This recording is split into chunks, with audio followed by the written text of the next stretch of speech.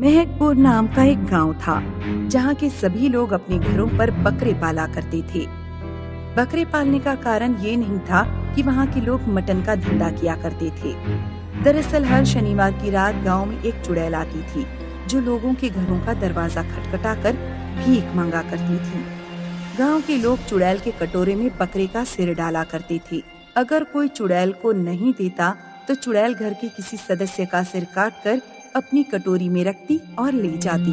महकपुर के पड़ोस में सीलमपुर गांव था जहां राहुल और सुमन का परिवार रहता था। सीलमपुर नदी के बिल्कुल नजदीक था और नदी में पानी बढ़ता ही जा रहा था। इस सावन नदी हमारे घर तक पहुंच जाएगी। मैंने महकपुर के रामप्रसाद से बात की। रामप्रसाद अपना मकान बेचकर शहर जाना चाहते हैं। हम महकपुर में मकान खरीद लेते हैं। वहाँ तक नदी को पहुँचने में अभी बहुत वर्ष लगेंगे। राहुल और सुमन की कोई संतान नहीं थी। उनके पास मोती नाम का एक कुत्ता था जिसे वे अपने बच्चे की तरह प्यार करते थे। मोती आ जाओ, मैं दूध में रोटी डाल देती हूँ, अब जल्दी से अपना खाना खा लो। राहुल और सुमन कुछ महीनों बाद महकपुर गांव अपना सामान लेकर पहुँच गए। पड़ोस में रहने वाली पिंकी उनके घर पर आई। राम राम पड़ोसन, क्या तुम अपने साथ बकरे लेकर आई हो? बकरे? वो किस लिए? क्या तुम्हें इस गांव का रिवाज नहीं पता? यहाँ हर शनिवार को एक चुड़ैल भीख मांगने आती है। चुड़ैल जिस घर का दरवाजा खटखटाए फिर उस घर के आदमी को चुड़ैल की कटोरी में किसी जानवर का सिर डालना पड़ता है।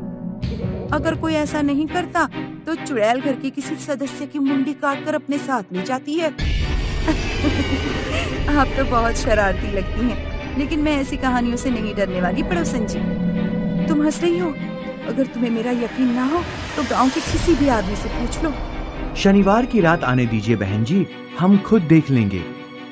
राहुल और सुमन ने पिंकी की बातों का विश्वास नहीं किया।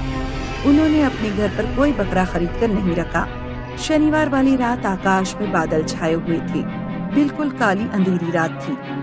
राहुल और सुमन का कुत्ता मोती घर के बाहर पेड़ से बंधा हुआ था। कुत्ते के भौंकने की आवाज से राहुल और सुमन की नींद टूट गई। आज ये मोती इतना भौंक क्यों रहा है? सुमन दरवाजा खोलने गई। दरवाजा खोलते ही उसके हाथ पैर कांपने लगे।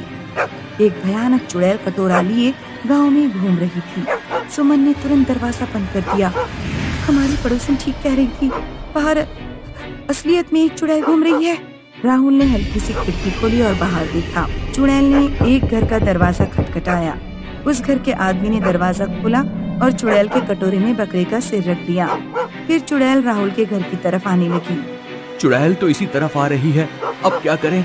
रजाई ओढ़कर सो जाते हैं। चुड़ैल को लगेगा कि घर में कोई नहीं है और वो यहाँ से चली जाएगी। सुमन और राहुल रजाई ओढ़कर सोने का नाटक करने लगे। चुड़ैल काफी देर दरवाजा पीटती रही, लेकिन सुमन और राहुल ने दरवाजा नहीं खोला। कुछ देर बाद दरवाजे पर हो रही हलचल बंद हो गई और कुत्ते की आवाज आना भी बंद हो गई।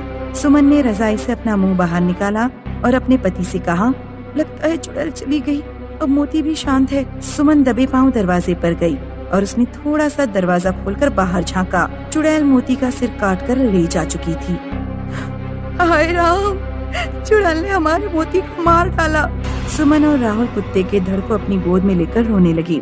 पिंकी और गांव के कुछ अन्य लोग वहां इकट्ठे हो गए।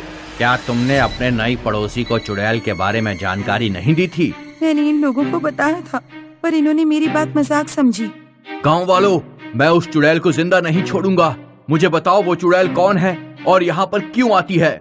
बहुत साल पहले एक लड़की अपने बूढ़े पिता के साथ इस गांव में भीख मांगने आती थी। गांव के लोग बहुत कंजूस थे। एक दिन लड़की के पिता ने गांव में भूख से दम तोड़ दिया। अपने पिता के मरने पर लड़की ने आत्महत्या कर ली। अब वही लड़की चुड़ैल बनकर इस गांव में आती है। उसे मारना बहुत मुश्किल है क्योंकि वो अपने साड़ी में एक छुरा रखती है। अगर तुम उसके पास जाओगे तो वो तुम्हारा गला छुरे से काट देगी। चुड़ैल आम लोगों का गला काटती है, लेकिन अगर हम उसके सामने भिखारी बनकर जाए तो भी क्या वो हमारा गला काट देगी? सुमन ने राहुल के कान में पूरा प्लान बताया। अगले शनिवार की रात जब चुड़ैल गांव में आई तो राहुल और सुमन भिखारी बनकर कटोरा हाथ में लिए चुड़ैल के पास गए। मेरी पत्नी भूख से मर रही है, या तो मेरा गला काट कर इसे खिला दो या फिर तुम मुझे अपना गला काट कर दे दो। चुड़ैल कंफ्यूज हो गई। क्योंकि उसके सामने आज तक कोई भिखारी नहीं आया था। अगर तुम अपना सिर नहीं काट सकती तो तुम्हें दूसरे का सिर काटने का कोई अधिकार नहीं। बेहतर होगा कि तुम हमेशा के लिए मुक्त हो जाओ। चुड़ैल की आंखों से आंसू बहने लगे। राहुल ने चुड़ैल के ऊपर मिट्टी का तेल डाला और उसे जला दिया। उसके बाद फिर कभी चुड़ैल गांव में लौटकर नहीं आई।